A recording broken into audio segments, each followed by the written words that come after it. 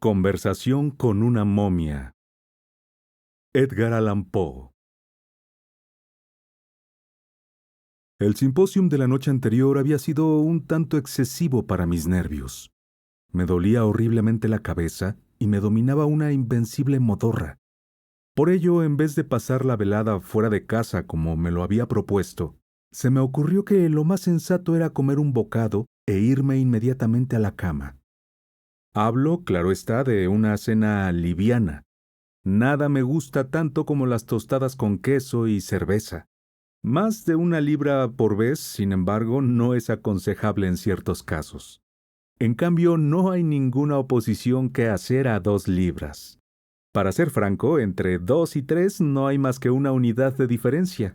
Puede ser que esa noche haya llegado a 4. Mi mujer sostiene que comí 5, aunque con seguridad confundió 2 cosas muy diferentes.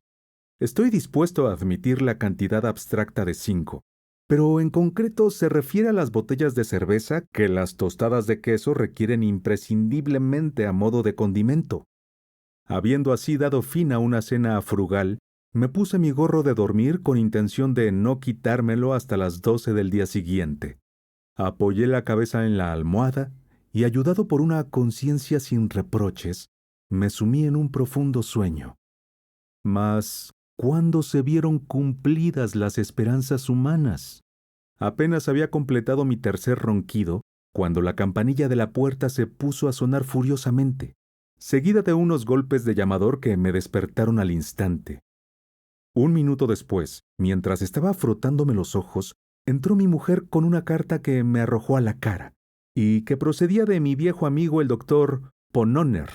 Decía así: «Deje usted cualquier cosa, querido amigo, apenas reciba esta carta. Venga y agréguese a nuestro regocijo.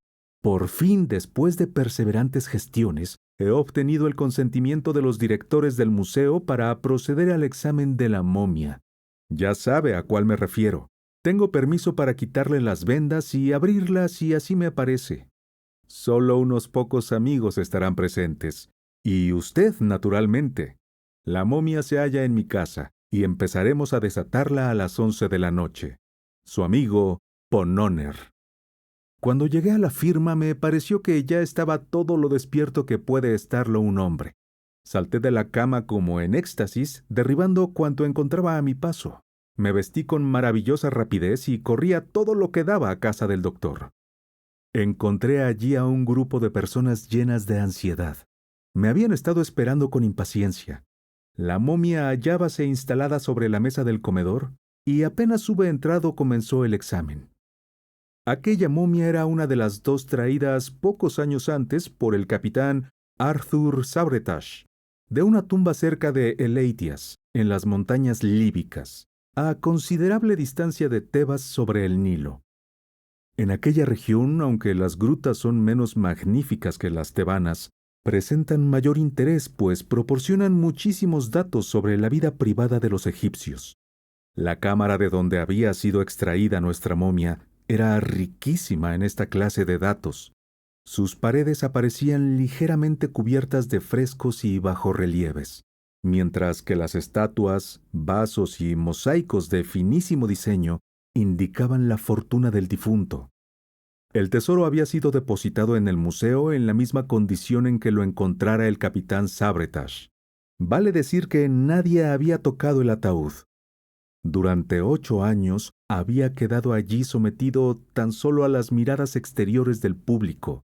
Teníamos ahora, pues, la momia intacta a nuestra disposición. Y aquellos que saben cuán raramente llegan a nuestras playas antigüedades no robadas, comprenderán que no nos faltaban razones para congratularnos de nuestra buena fortuna. Acercándome a la mesa, vi una gran caja de 7 pies de largo, unos 3 de ancho y 2 y medio de profundidad. Era oblonga, pero no en forma de ataúd. Supusimos al comienzo que había sido construida con madera platanus, pero al cortar un trozo, vimos que se trataba de cartón, o mejor dicho, de papel maché compuesto de papiro. Aparecía densamente ornada de pinturas que representaban escenas funerarias y otros temas de duelo. Entre ellos, y ocupando todas las posiciones, Veíanse grupos de caracteres jeroglíficos que sin duda contenían el nombre del difunto. Por fortuna, Mr. Gildon era de la partida y no tuvo dificultad en traducir los signos, simplemente fonéticos, y decirnos que componían la palabra alamistaqueo. Nos costó algún trabajo abrir la caja sin estropearla, pero luego de hacerlo dimos con una segunda, en forma de ataúd, mucho menor que la primera, aunque en todo sentido parecida. El hueco entre las dos había sido rellenado con resina, por lo cual los colores de la caja interna estaban algo borrados. Al abrirla, cosa que no nos dio ningún trabajo, llegamos a una tercera caja, también en forma de ataúd, idéntica a la segunda, salvo que era de cedro y emitía aún el peculiar aroma de esa madera. No había intervalo entre la segunda y la tercera caja, que estaban sumamente ajustadas. Abierta esta última, hallamos y extrajimos el cuerpo. Habíamos supuesto que, como de costumbre, estaría envuelto en vendas o fajas de lino, pero en su lugar hallamos una especie de estuche de papiro cubierto de una capa de yeso toscamente dorada y pintada. Las pinturas representaban temas correspondientes a los varios deberes del alma y su presentación ante diferentes deidades. Todo ello acompañado de numerosas figuras humanas idénticas, que probablemente pretendían ser retratos de la persona difunta. Extendida de la cabeza a los pies, aparecía una inscripción en forma de columna, trazada en jeroglíficos fonéticos, la cual repetía el nombre y títulos del muerto y los nombres y títulos de sus parientes. En el cuello de la momia, que emergía de aquel estuche, había un collar de cuentas cilíndricas de vidrio y de diversos colores, dispuestas de modo que formaban imágenes de dioses, el escarabajo sagrado y el globo alado. La cintura estaba ceñida por un cinturón o collar parecido. Arrancando el papiro, descubrimos que la carne se hallaba perfectamente conservada y que no despedía el menor olor. Era de coloración rojiza. La piel aparecía muy seca, lisa y brillante. Dientes y cabello se hallaban en buen estado. Los ojos, según nos pareció, habían sido extraídos y reemplazados por otros de vidrio, muy hermosos y de extraordinario parecido a los naturales, salvo que miraban de una manera demasiado fija. Los dedos y las uñas habían sido brillantemente dorados. Mr. Gliddon era de opinión que, dada la rojez de la epidermis, el embalsamamiento debía haberse efectuado con betún. Pero al raspar la superficie con un instrumento de acero y arrojar al fuego el polvo así obtenido, percibimos el perfume del alcanfor y de otras gomas aromáticas. Revisamos cuidadosamente el cadáver, buscando las habituales aberturas por las cuales se extraían las entrañas, pero con gran sorpresa no las descubrimos. Ninguno de nosotros sabía en aquel momento que con frecuencia suelen encontrarse momias que no han sido vaciadas. Por lo regular se acostumbraba a extraer el cerebro por las fosas nasales y los intestinos por una incisión del costado. El cuerpo era algo afeitado, lavado y puesto en salmuera, donde permanecía varias semanas, hasta el momento del embalsamamiento propiamente dicho. Como no encontrábamos la menor señal de una abertura, el doctor Ponnonner preparaba ya sus instrumentos de disección cuando hice notar que eran más de las 2 de la mañana. Se decidió entonces postergar el examen interno hasta la noche siguiente, y estábamos a punto de separarnos cuando alguien sugirió hacer una o dos experiencias con la pila voltaica. Si la aplicación de electricidad a una momia cuya antigüedad se remontaba por lo menos a 3 o 4,000 años no era demasiado sensata, resultaba en cambio lo bastante original como para que todos aprobáramos la idea. 1/10 en serio y 9/10 en broma, preparamos una batería en el consultorio del doctor y trasladamos allí a nuestro egipcio. Nos costó muchísimo trabajo poner en descubierto una porción del músculo temporal, que parecía menos rígidamente pétrea que otras partes del cuerpo. Pero tal como habíamos anticipado, el músculo no dio la menor muestra de sensibilidad galvánica cuando establecimos el contacto.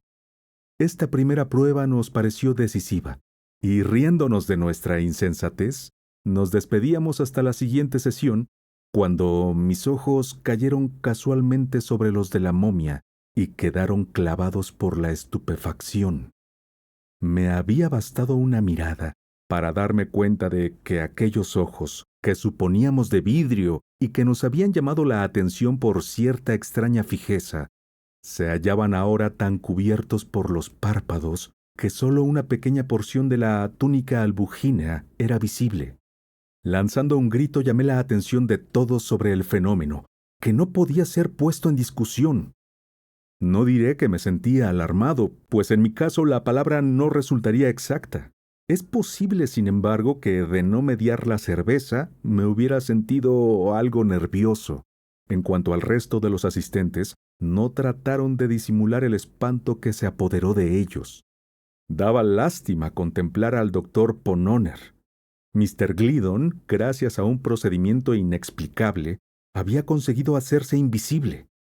En cuanto a Mr. Silk Buckingham, no creo que tendrá la audacia de negar que se había metido a gatas debajo de la mesa. Pasado el primer momento de estupefacción, resolvimos de común acuerdo proseguir la experiencia. Dirigimos nuestros esfuerzos hacia el dedo gordo del pie derecho. Practicamos una incisión en la zona exterior del Osesamoideum pollicis pedis, llegando hasta la raíz del músculo abductor. Luego de reajustar la batería, aplicamos la corriente a los nervios al descubierto. Entonces, con un movimiento extraordinariamente lleno de vida, la momia levantó la rodilla derecha hasta ponerla casi en contacto con el abdomen, y estirando la pierna con inconcebible fuerza, descargó contra el doctor Ponnonner un golpe que tuvo por efecto hacer salir a dicho caballero como una flecha disparada por una catapulta, proyectándolo por una ventana a la calle.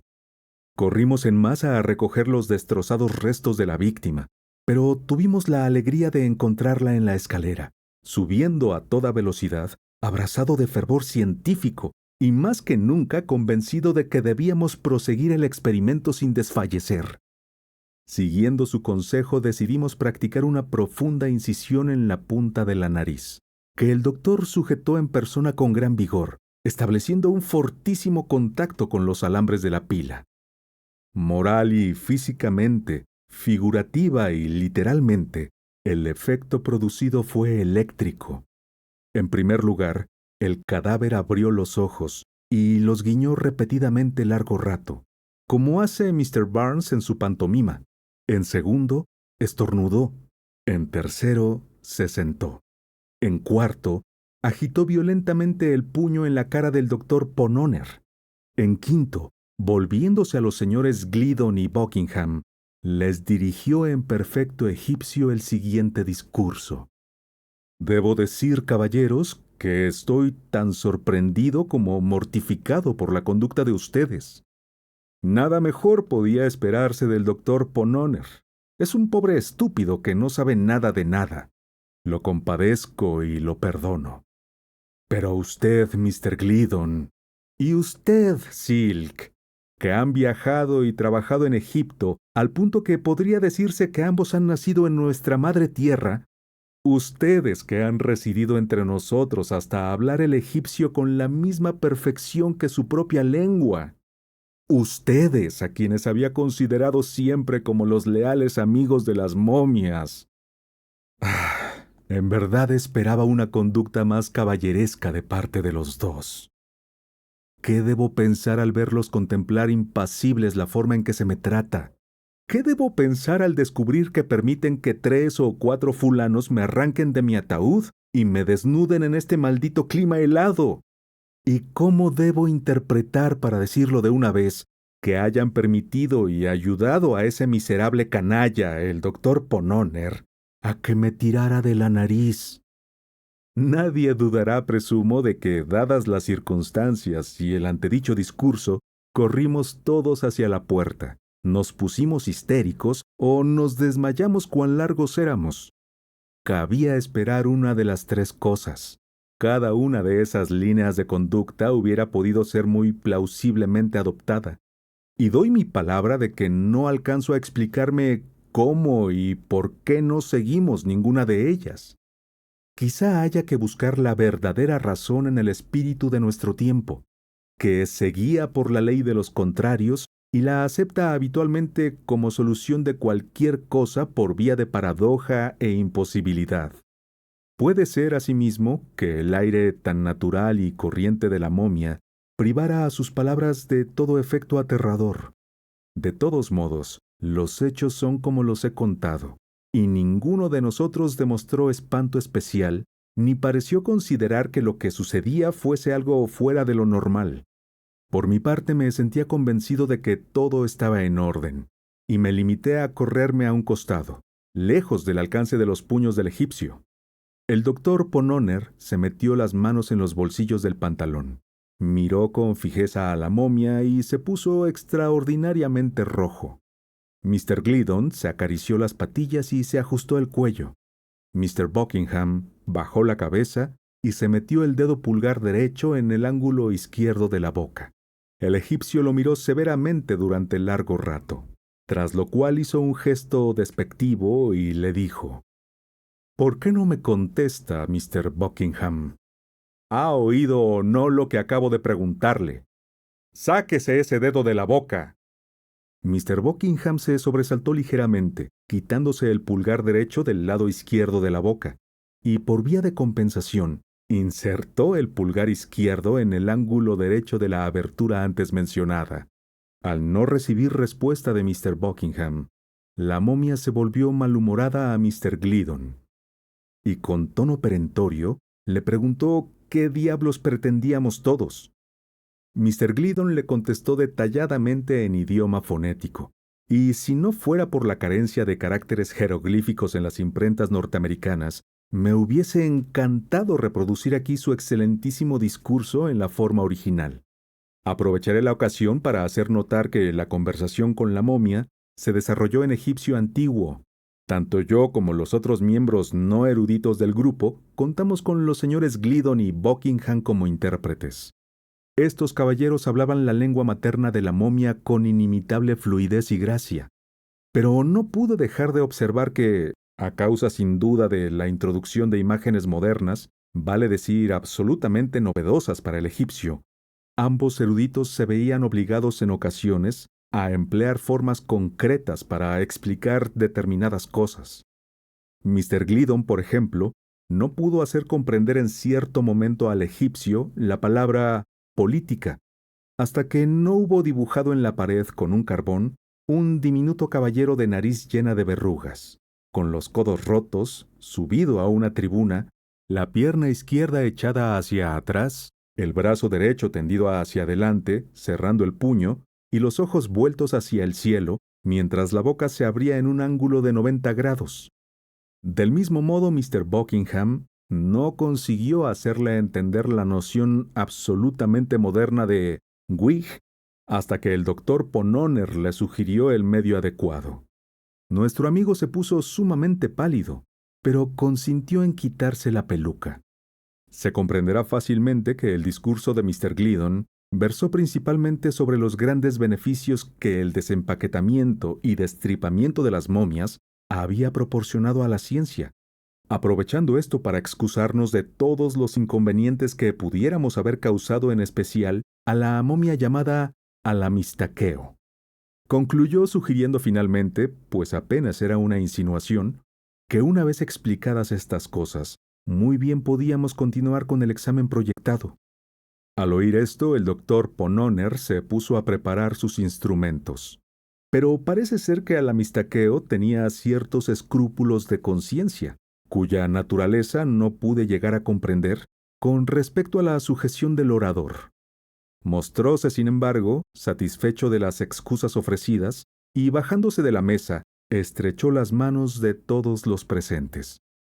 Terminada esta ceremonia, nos ocupamos inmediatamente de reparar los daños que el bisturí había ocasionado en nuestro sujeto. Le cosimos la herida de la frente, le vendamos el pie y le aplicamos una pulgada cuadrada de esparadrapo negro en la punta de la nariz. Notóse entonces que el conde, tal parecía ser el título de Alamistaqueo, temblaba ligeramente, sin duda a causa del frío.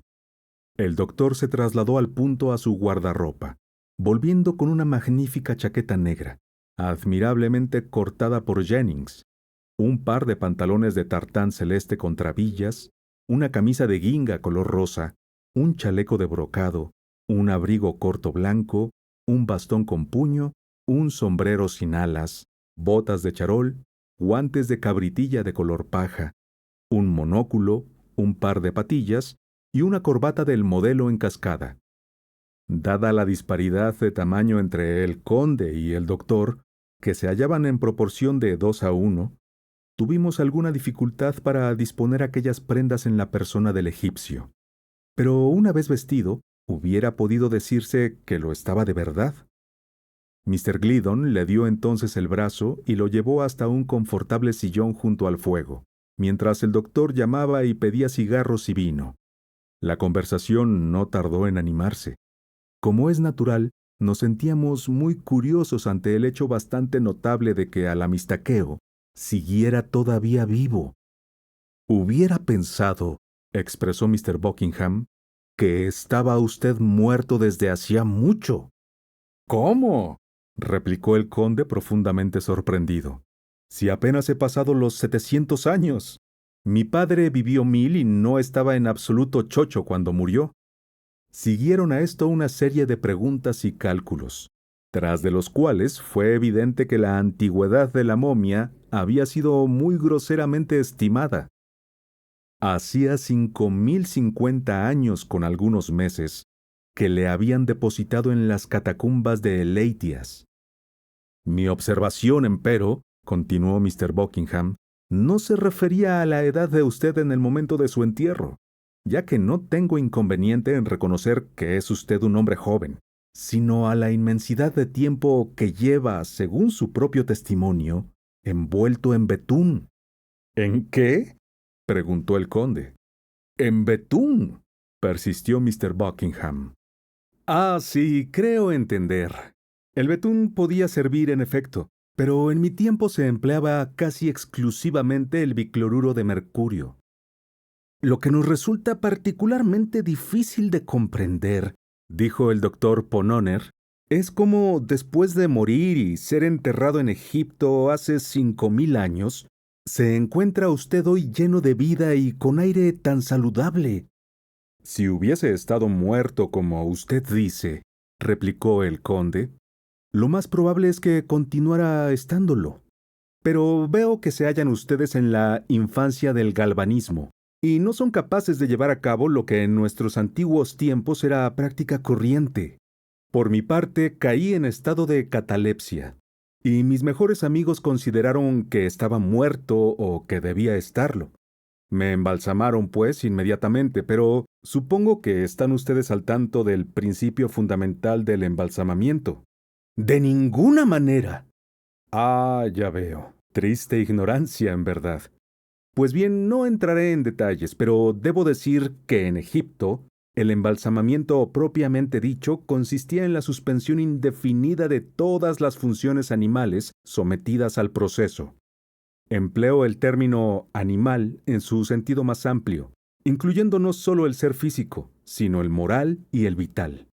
Repito que el principio básico consistía entre nosotros en suspender y mantener latentes todas las funciones animales sometidas al proceso de embalsamamiento.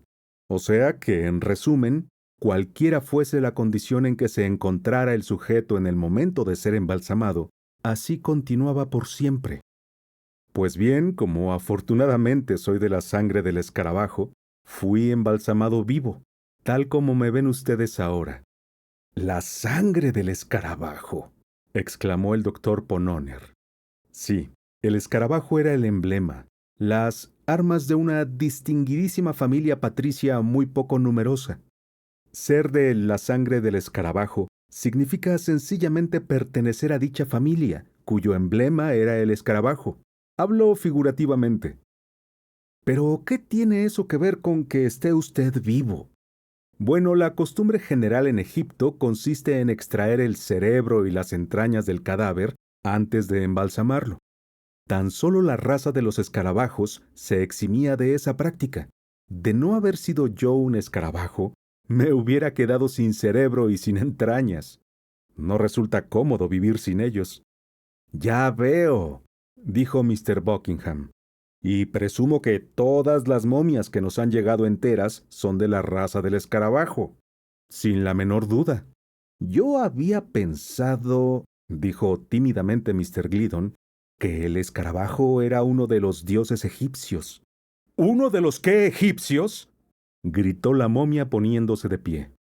Uno de los dioses, repitió el erudito. Mr. Gliddon, estoy estupefacto al oírle hablar de esa manera, dijo el conde volviendo a sentarse. Ninguna nación de este mundo ha reconocido nunca más de un dios. El escarabajo, el ibis, etc., eran para nosotros los símbolos, como seres semejantes lo fueron para otros, los intermediarios a través de los cuales adorábamos a un creador demasiado augusto para dirigirnos a él directamente. Hubo una pausa. La conversación fue reanudada por el doctor Ponnonner. A juzgar por lo que nos ha explicado usted, dijo, no sería improbable que en las catacumbas próximas al Nilo haya otras momias de la raza de los escarabajos e igualmente vivas. Sin la menor duda, replicó el conde. Todos los escarabajos embalsamados vivos por accidentes siguen estando vivos. Incluso algunos de aquellos embalsamados expresamente pueden haber sido olvidados por sus ejecutores testamentarios y sin duda continúan en sus tumbas. ¿Sería usted tan amable de explicarnos, pregunté, qué entiende por embalsamar expresamente? Con mucho gusto, repuso la momia luego de mirarme atentamente a través del monóculo, pues era la primera vez que me atrevía a hacerle una pregunta directa. Con mucho gusto, repitió. La duración usual de la vida humana en mi tiempo era de unos 800 años. Pocos hombres morían, a menos de sobrevenirles algún accidente extraordinario antes de los 600. Pero la cifra anterior era considerada como el término natural.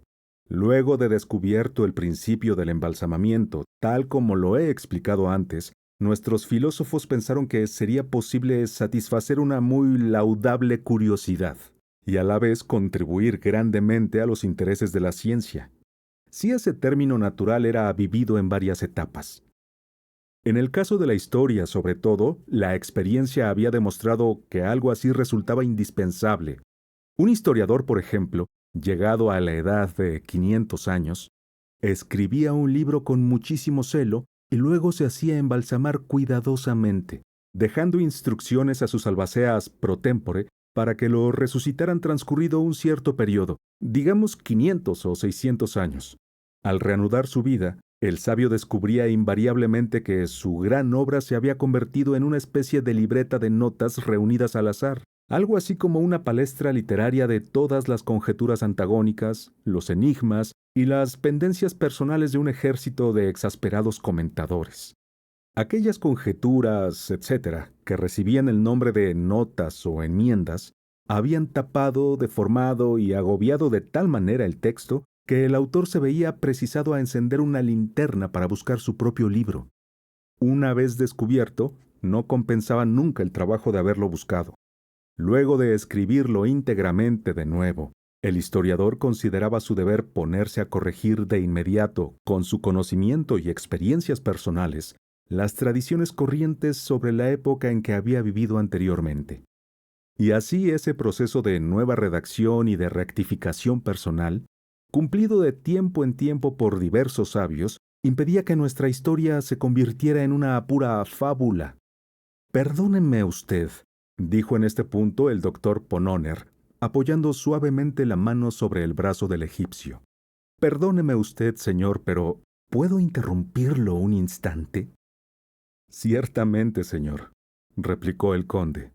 Tan solo una pregunta, continuó el doctor. Mencionó usted las correcciones personales del historiador a las tradiciones referentes a su propio tiempo. Dígame usted, ¿qué proporción de dichas tradiciones eran verdaderas? Pues bien, señor mío, los historiadores descubrían que las tales tradiciones se encontraban absolutamente a la par de las historias mismas antes de ser reescritas. Vale decir que en ellas no había jamás y bajo ninguna circunstancia la menor palabra que no fuera total y radicalmente falsa. De todas maneras, insistió el doctor, puesto que sabemos que han pasado por lo menos 5.000 años desde su entierro, doy por descontado que las historias de aquel periodo, si no las tradicionales, eran suficientemente explícitas sobre el tema de mayor interés universal, o sea, la creación que, como bien usted sabe, se produjo hace tan solo 10 siglos. Caballero, exclamó el conde al amistaqueo. El doctor repitió sus palabras, pero solo logró que el egipcio las comprendiera después de muchas explicaciones adicionales. Entonces, no sin vacilar, dijo este último: confieso que las ideas que acaba de sugerirme me resultan completamente nuevas. En mis tiempos jamás supe que alguien abrigara la singular fantasía de que el universo, o este mundo si lo prefiere, hubiera tenido jamás un principio. Solo recuerdo que una vez tan solo, escuché a un hombre de grandes conocimientos cierta remota insinuación acerca del origen de la raza humana, y esa misma persona empleó la palabra Adán, o sea, tierra roja, que acaba de emplear usted. Pero él lo hizo en un sentido muy amplio, refiriéndose a la generación espontánea de 5 vastas hordas humanas salidas del limo, como nacen miles de otros organismos inferiores, y que surgieron simultáneamente en 5 partes distintas y casi iguales del globo. Al oír esto nos miramos, encogiéndonos de hombros, y 1 o 2 se llevaron un dedo a la sien con aire significativo. Entonces Mr. Silk Buckingham, luego de echar una ojeada al occipucio y a la coronilla de alamistaqueo, habló como sigue. La larga duración de la vida en sus tiempos, así como la costumbre ocasional de pasarla en distintas etapas, según nos ha explicado usted, debe haber contribuido profundamente al desarrollo y a la acumulación general del saber. Presumo, pues, que la marcada inferioridad de los egipcios antiguos en materias científicas, si se los compara con los modernos, y más especialmente con los yanquis, nace de la mayor dureza del cráneo egipcio. Debo confesar nuevamente, repuso el conde con mucha gentileza, que me cuesta un poco comprenderle. ¿A qué materias científicas se refiere, por favor? Uniendo nuestras voces, le dimos entonces toda clase de detalles sobre las teorías frenológicas y las maravillas del magnetismo animal. Luego de escucharnos hasta el fin, el conde se puso a narrarnos algunas anécdotas que demostraron claramente cómo los prototipos de Gall y de Spurzheim habían florecido en Egipto en tiempos tan remotos como para que su recuerdo se hubiese perdido, así como que los procedimientos de Mesmer eran despreciables triquiñuelas comparados con los verdaderos milagros de los sabios de Tebas, capaces de crear piojos y muchos otros seres similares. Pregunté al conde si su pueblo sabía calcular los eclipses. Sonrió un tanto desdeñosamente y me contestó que sí. Esto me desconcertó algo, pero seguí haciéndole preguntas sobre sus conocimientos astronómicos hasta que uno de los presentes, que hasta entonces no había abierto la boca, me susurró al oído que para esa clase de informaciones haría mejor en consultar a Ptolomeo, sin explicarme quién era, así como a un tal Plutarco, en su De Facie Lunae. Interrogué entonces a la momia acerca de espejos ustorios y lentes, y de manera general sobre la fabricación de vidrio, pero apenas había formulado mis preguntas cuando el contertulio silencioso me apretó suavemente el codo, pidiéndome en nombre de Dios que echara un vistazo a Diodoro de Sicilia. En cuanto al conde, se limitó a preguntarme, a modo de respuesta, si los modernos poseíamos microscopios que nos permitieran tallar camafeos en el estilo de los egipcios. Mientras pensaba cómo responder a esta pregunta, el pequeño doctor Ponnonner se puso en descubierto de la manera más extraordinaria. «¡Vaya usted a ver nuestra arquitectura!», exclamó con enorme indignación por parte de los 2 egiptólogos, quienes lo pellizcaban fuertemente sin conseguir que se callara. «¡Vaya a ver la fuente de Bowling Green de Nueva York!», gritaba entusiasmado. «O si le resulta demasiado difícil de contemplar, eche una ojeada al Capitolio de Washington». Y nuestro excelente y diminuto médico siguió detallando minuciosamente las proporciones del edificio del Capitolio. Explicó que tan solo el pórtico se hallaba adornado con no menos de 24 columnas, las cuales tenían 5 pies de diámetro y estaban situadas a 10 pies una de otra. El conde dijo que lamentaba no recordar en ese momento las dimensiones exactas de cualquiera de los principales edificios de la ciudad de Aznac, cuyos cimientos habían sido puestos en la noche de los tiempos, pero cuyas ruinas seguían aún en pie en la época de su entierro, en un desierto al oeste de Tebas. Recordaba, empero, ya que de pórtico se trataba, que uno de ellos, perteneciente a un palacio secundario en un suburbio llamado Karnak, tenía 144 columnas y 37 pies de circunferencia, colocadas a 25 pies una de otra. A este pórtico se llegaba desde el Nilo por una avenida de 2 millas de largo, compuesta por esfinges, estatuas y obeliscos, de 20, 60 y 100 pies de altura.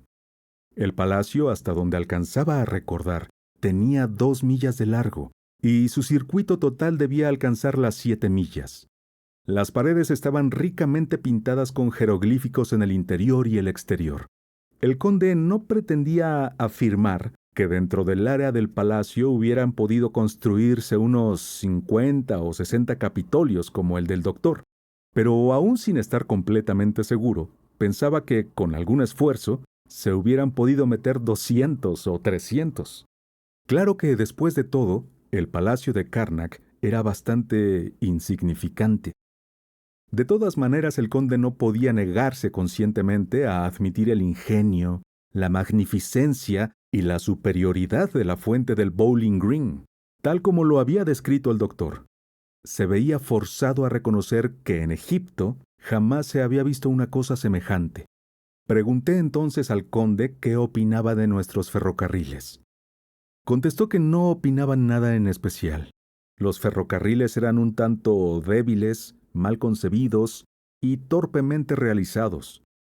Por supuesto que no se los podía comparar con las enormes calzadas perfectamente lisas, directas y con vías de hierro, sobre las cuales los egipcios transportaban templos enteros y sólidos obeliscos de 150 pies de altura. Aludía a nuestras gigantescas fuerzas mecánicas. Convino en que algo sabíamos de esas cosas, pero me preguntó cómo me las habría arreglado para colocar las impostas de los dinteles a un templo tan pequeño como el de Karnak. Decidí no escuchar esta pregunta y quise saber si tenía alguna idea sobre los pozos artesianos. El conde se limitó a levantar las cejas, mientras Mr. Gliddon me guiñaba con violencia el ojo y me decía en voz baja que los ingenieros encargados de las perforaciones en el gran oasis acababan de descubrir uno hacía muy poco. Mencioné entonces nuestro acero, pero el egipcio levantó desdeñosamente la nariz y me preguntó si nuestro acero habría podido ejecutar los profundos relieves que se ven en los obeliscos y que se ejecutaban con la sola ayuda de instrumentos de cobre. Esto nos desconcertó tanto que juzgamos prudente trasladar la ofensiva al campo metafísico. Mandamos buscar un ejemplar de un libro llamado The Dial y le leímos en voz alta 1 o 2 capítulos acerca de algo no muy claro, pero que los bostonianos denominaban el gran movimiento del progreso. El conde se limitó a decir que los grandes movimientos eran cosas tristemente vulgares en sus días. En cuanto al progreso, en cierta época había sido una verdadera calamidad, pero nunca llegó a progresar.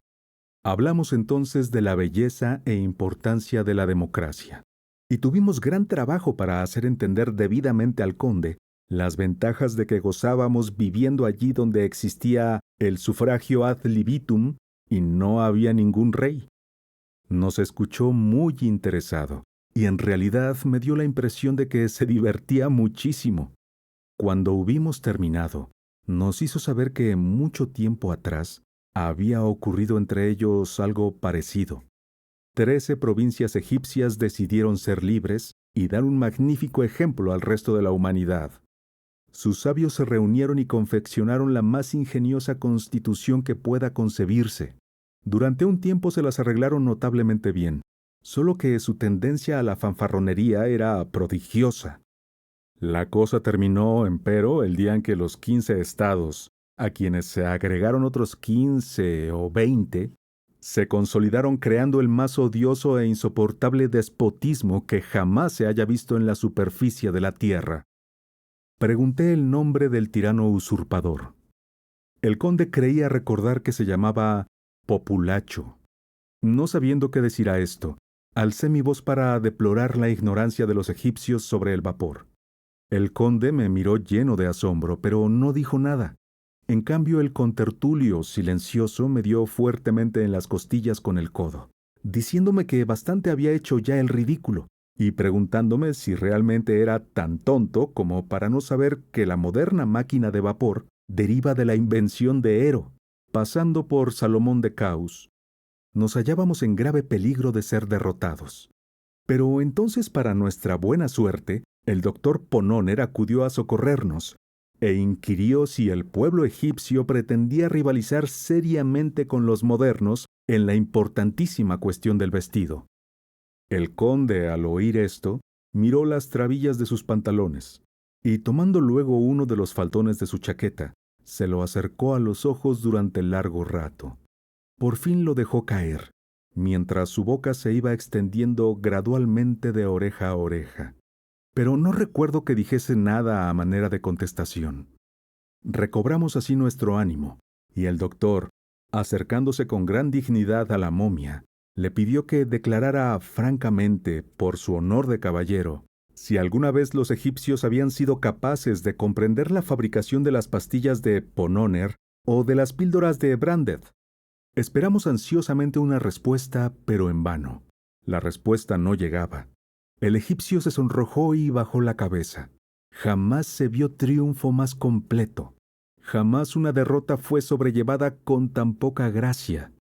Realmente me resultaba insoportable el espectáculo de la mortificación de la pobre momia. Busqué mi sombrero, me incliné secamente y salí. Al llegar a casa vi que eran las 4 pasadas, y me metí inmediatamente en cama. Son ahora las 10 de la mañana. Desde las 7 estoy levantado redactando esta crónica para beneficio de mi familia y de la humanidad. A la primera no volveré a verla. Mi mujer es una arpía. Diré la verdad. Estoy amargamente cansado de esta vida y del siglo XIX en general. Me siento convencido de que todo va mal. Además, tengo gran ansiedad por saber quién será presidente en 2045. Por eso, tan pronto me haya afeitado y bebido una taza de café, volveré a casa de Ponóner y me haré embalsamar por un par de cientos de años.